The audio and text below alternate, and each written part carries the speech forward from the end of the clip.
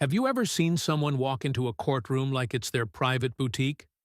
Today is that day.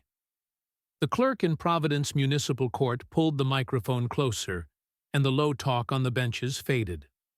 On paper, it was nothing special. A silver SUV left under a red, "No stopping anytime" sign by the service entrance to City Hall. $50. One more ticket in a long morning. City of Providence versus... She checked the folder. Defendant requests expedited hearing, Your Honor. Judge Caprio turned a page, glasses low on his nose. Expedited? He asked. And why is that? The clerk cleared her throat. She says she isn't used to waiting in lines. People turned toward the main doors, expecting the usual. Someone slipping in. Citation clutched like a bad report card. She did not use those doors. She stepped from the side passage reserved for attorneys and staff, a narrow hallway most people only glimpsed when it failed to latch. Her walk was unhurried, the walk of someone who never wonders if she belongs. In one hand, she held the newest phone. Messages chimed in short notes that cut through the quiet. Over her shoulder hung a bag half the room had seen only in mall ads. She didn't look at the benches. She went straight to the defendant's table and pushed a stack of forms aside with the back of her hand. "Let's make this quick," she said, eyes still on the screen. "Write whatever you need to write. I have a meeting in 20 minutes. In the back row, a man in a faded plaid shirt let out a low whistle. His neighbor folded his arms and watched her the way you watch a car drift toward the edge of the lane. Judge Caprio lifted his eyes from the file. His face stayed mild, but his gaze sharpened. "Miss..." He paused and leaned closer to the paperwork. "I'm going to read your name, so there's no misunderstanding." The room tightened. The only sound was the tap of her nail on glass. He spoke the last name slowly, each syllable clear, the way you say a word that sits on billboards and shopping bags. It was the name over the largest entrance at Harbor Lane Mall, the one with its own hidden parking level. A few people exhaled at once. A woman in the first row shook her head. The man in plaid muttered, just loud enough for those near him, "Figures. Laws for the rest of us." She stood with her weight on one hip, shoulders loose, chin lifted. No apology, no sign of worry. Only a faint impatience that this worn courtroom with its scarred wooden benches had not adjusted itself to her schedule. The $50 ticket was no longer about a car at a red sign. A question settled over the court. Would there be one doorway into the law for everyone, or a quiet side entrance kept open for people who had never learned how to stand in line? She kept her chin high, as if the court lights were stage lights meant for her alone. Judge Caprio folded his hands. "Tell me why you were parked in the service zone behind City Hall." Her answer came too quickly. "I had business inside. Important business." The clerk's eyebrow twitched. Important business was a phrase heard daily here, usually from people who did not own half the city's weekend traffic. But he waited. She drew a breath, as if rehearsing a line she'd said many times. "I'm the director of guest experience at Harbor Lane Mall." The title floated in the air, grand, polished, yet hollow, in a way that suggested it had been crafted more for image than responsibility. She didn't need to say whose sister she was. Everyone in Providence knew that the mall's owner rarely appeared in public without cameras, and his family name acted like a backstage pass. She added lightly, "I handle the public-facing side of the brand." What she meant, though she didn't say it. People listened when she called. Doors opened. Obstacles shrank. It wasn't arrogance, at least not the cartoonish kind. It was the confidence of someone who had lived her entire adult life inside a world where parking rules were suggestions and inconveniences dissolved when she dialed the right number. Saying no to her was a foreign language. Judge Caprio glanced at the citation again. This sign says, "No stopping any time." That includes brief visits. She smirked. Not a laugh, but a soft exhale of disbelief. "I've parked there for years. Nobody's ever made an issue of it." The room shifted. People leaned forward. She'd meant it as an explanation, but it sounded like an admission. He asked, "Did you know it was a restricted zone for city personnel?" "That corner is always empty," she replied, voice smooth. "If I blocked anything, I never noticed." Behind her, an older woman whispered to the man beside her, "That's the one who yelled at the security guard last month." He nodded, recognition spreading across his face. "Saw it on my way to pay my tax bill. Poor guy just asked her to move." Fragments of stories about her began stitching together in the room, not enough to convict her of anything, but enough to explain the hushed irritation that followed her entrance. The audience didn't dislike her because she was wealthy. Providence had seen plenty of that. What stung was the way she carried her certainty, like gravity bent around her. Judge Caprio noticed the faint tightening around her mouth each time he asked a specific question. Confidence, yes, but also something like strain, as if she could feel the weight of a dozen silent judgments pressing on her back. "You said you had business in City Hall," he said. "What sort?" She lifted her eyes from her phone. "A meeting about a signage permit. Our new installation is being delayed, and frankly, the process is—" She hesitated, then softened the edges of her frustration. "Slow. I was trying to keep our expansion on track." To her, the parking spot was an afterthought, a necessary sidestep in a larger mission.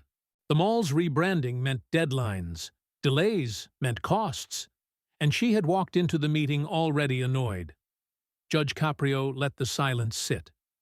"So the parking was simply convenient?" "Exactly," she said. Then quieter, "It was nothing." But the whisper cracked a little.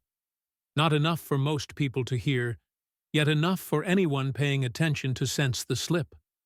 Nothing had begun to feel like a fragile shield, one she wasn't entirely certain would hold. Somewhere behind her, someone murmured, "It's never just nothing with that family." She stiffened. Her shoulders rose a fraction, as if bracing against an unexpected gust. Her mask didn't fall, not yet, but the edges thinned. The courtroom wasn't intimidated. It wasn't impressed. And for the first time, she seemed to realize that the authority she carried everywhere else didn't automatically apply here. The smallest crack had appeared. Hairline, but unmistakable. And Judge Caprio had noticed. Judge Caprio tapped the edge of the citation with one finger. Lightly, but with purpose. "Miss," he said, "let me clarify something. You said you always stop there. Is that your routine?" The word routine made her posture shift. She tried to curve her lips into a harmless smile, but it stalled halfway. "I only meant, it's familiar. That's all." But the court had heard the truth already. Always wasn't a slip. It was a habit. He flipped through the file again, slower this time. "This is interesting," he murmured. "This ticket isn't the first one tied to your license plate at that address." Her eyes flickered. Her hand drifted toward her phone, tapping the side of it rhythmically, a telltale drumbeat of nerves she surely didn't intend anyone to notice. "In fact," he continued, "there were 3 previous citations, all for the same zone." He held up the papers. But every one of them was dismissed. A ripple passed through the room, quiet but unmistakable. Shoulders straightened, heads lifted. Someone whispered, "Of course they were." She swallowed. A tiny, nearly invisible gesture, but in a courtroom trained to read human behavior, it might as well have been a flare. Judge Caprio looked up. "Do you know how they were dismissed?" She opened her mouth, paused, then gave a careful answer. No, I didn't ask. Not a denial. Not exactly the truth, either. The court felt the tension between those 2 points. The silence stretched until an elderly man in a work jacket raised his hand. Your Honor, may I say something? It wasn't dramatic. There was no hostility in his voice, only a tired honesty. I work maintenance at City Hall. I've been there 20 years. The judge nodded for him to continue. She parked in that spot more than always, he said quietly. She blocked the service ramp last month. We had a delivery scheduled, medical equipment from the hospital. We had to wait until she moved. Her head snapped toward him, disbelief flickering across her face. That's not true, she said sharply. I didn't stop anything important. People exaggerate. The man didn't look at her. He kept his eyes on the judge. With respect, sir, we couldn't unload the pallet until after she drove off. We lost an hour. The courtroom held its breath. Judge Caprio leaned forward. The softness in his expression didn't change, but his tone did. A firmer edge, a shift from conversational to judicial. Miss, were you aware that your vehicle prevented a scheduled delivery? She shook her head, but the motion wasn't steady. No. For the first time, the veneer around her wasn't seamless. Something inside her faltered. An awareness, maybe, or the early ache of consequences she'd never felt before. The judge let a beat pass, then another. When he spoke again, his voice carried a resonance the room rarely heard. Convenience, he said slowly, becomes dangerous when it blinds us to the impact we have on others. She inhaled sharply, as if bracing for something she hadn't yet identified. His next words landed like a stone dropped into still water.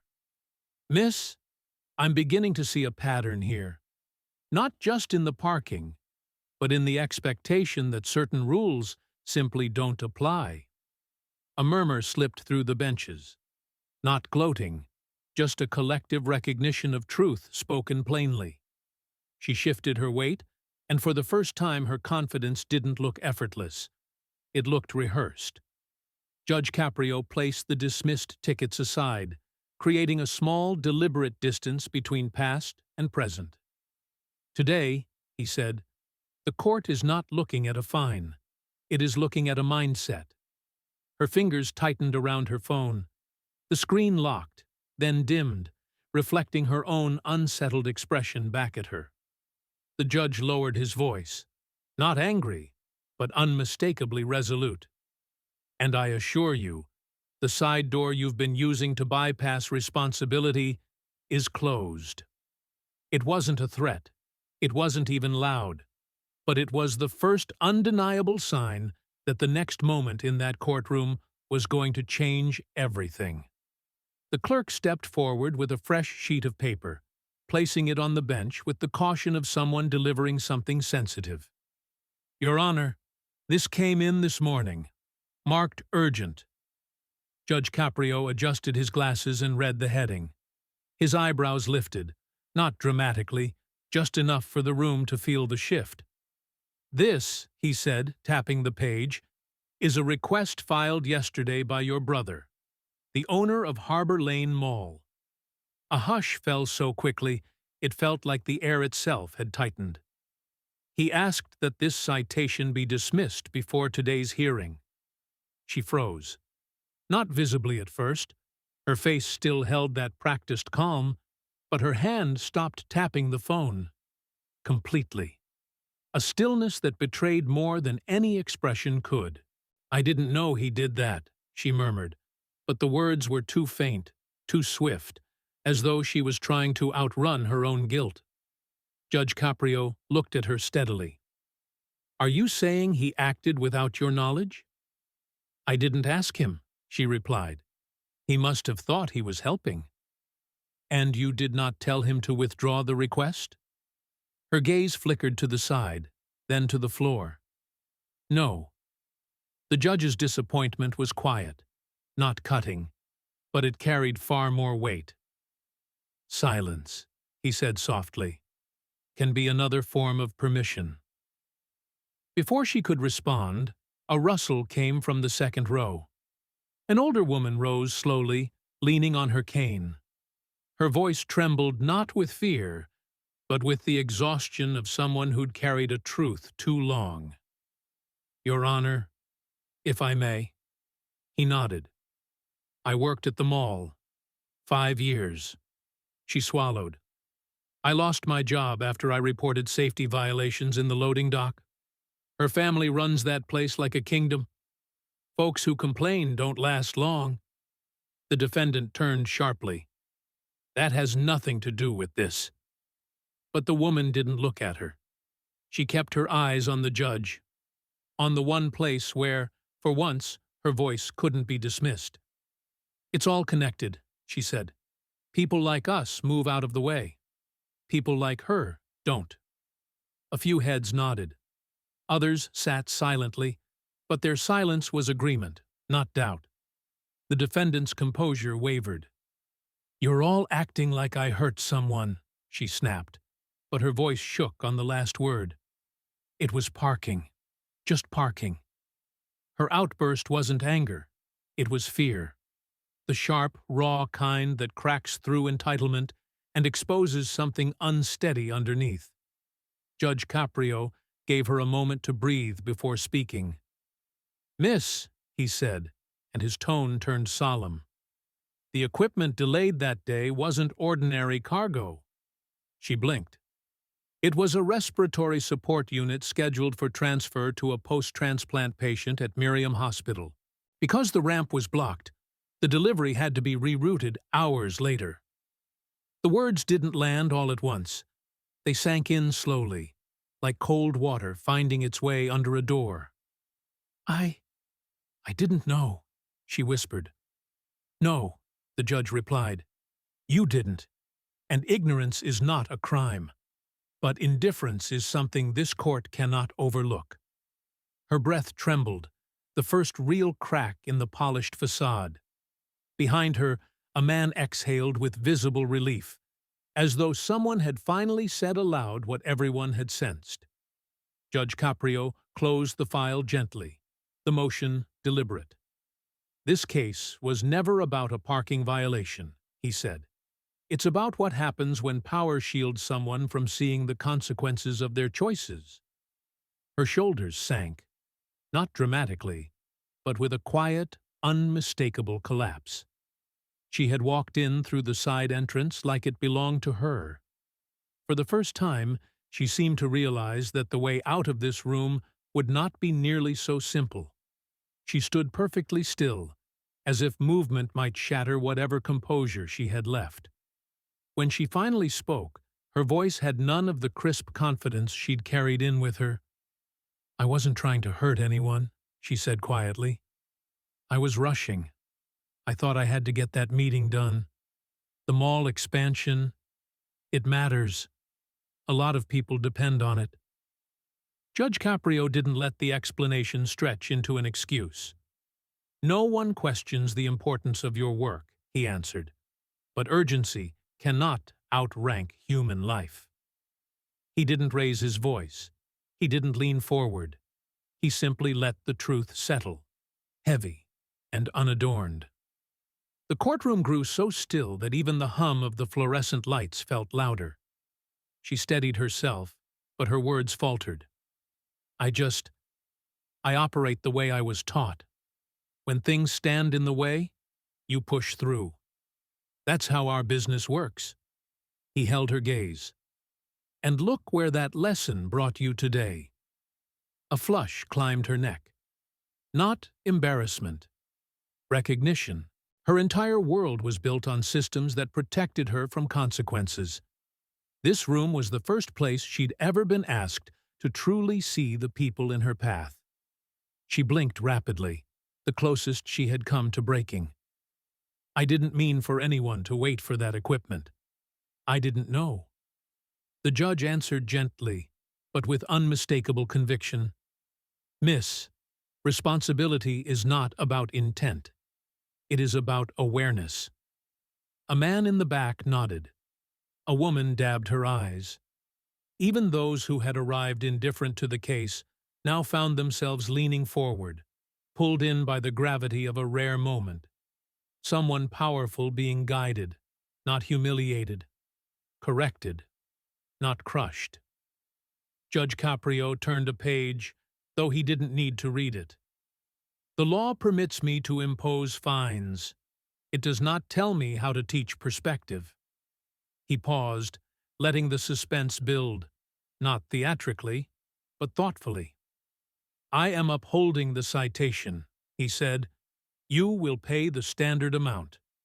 She exhaled, expecting worse, or maybe expecting the usual escape, but something in his tone warned her that wasn't the end. However, he added, I am adding a requirement. A ripple went through the benches. She lifted her chin slightly, bracing. For 2 days, he continued, you will volunteer with the municipal team that coordinates medical equipment transport. You will observe how time, space, and access affect the people who rely on those services. Her eyes widened, not in outrage, but in surprise. A punishment she couldn't buy her way out of. A task that forced her into a world she'd never seen. That is not a sentence, he clarified. It is an opportunity. The words held a soft compassion that undercut any chance of indignation. She swallowed hard. What if I don't know how to do any of that? You'll learn, he said. The staff there will show you. They show all of us. The older woman with the cane whispered, That's real justice. And it was. Not punitive. Transformational. The defendant lowered her gaze, not in shame, but in contemplation, an expression unfamiliar to her face, as if she were seeing her own life from a new vantage point. For the first time since entering the courtroom, she looked like someone who might actually hear the lesson being offered, and the entire room quietly sensed it. This was the moment she finally stopped pushing through doors and started noticing who stood on the other side. Judge Caprio closed the file with a soft click that echoed louder than any gavel could. Before dismissing the case, he spoke with the steady warmth that had guided 1,000 frightened defendants. And now, one shaken heiress. Remember this, he said. Sometimes the doorway we rush through leads us exactly where we need to slow down. Responsibility begins the moment we pause long enough to see who stands beyond it. No lecture, no condemnation, just a truth that landed with the grace of something earned, not imposed. He dismissed the case, and the spell of stillness in the room gradually loosened. She didn't move at first. It was as if she needed a moment to locate her own feet that had carried her into countless boardrooms, boutiques, and back entrances, but had never once hesitated the way they did now. When she finally rose, she did so without flourish. No swinging designer bag, no clipped sighs of impatience. She powered off her phone, the screen going black like a curtain closing on the old script she always performed. As she walked toward the exit, she did something she hadn't done the entire morning. She looked at people, one by one, meeting the eyes she had previously skimmed over as if they were scenery. Her expression wasn't apologetic or proud. It was searching, as though she was trying to understand something she'd never realized was missing. Near the door she slowed, almost stopping. Her lips parted slightly, as if she wanted to speak. Maybe an apology, maybe a question, maybe just a thank you that couldn't quite form. But she let the breath go, silent, and kept moving. Before she reached the hallway, a gentle voice rose from the benches. Miss? It was the maintenance worker, the same man whose testimony had cracked the veneer around her. He stood with his cap in his hands, shoulders a little hunched, not accusatory, but inviting. "If you ever need help figuring out the volunteer shifts," he said quietly, "I can show you around. We all start somewhere."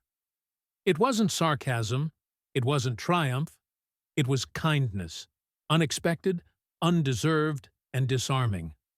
She met his eyes. The moment stretched, fragile, human, real. She didn't speak, but she nodded once, slow, honest, a gesture that carried more sincerity than any speech she could have given.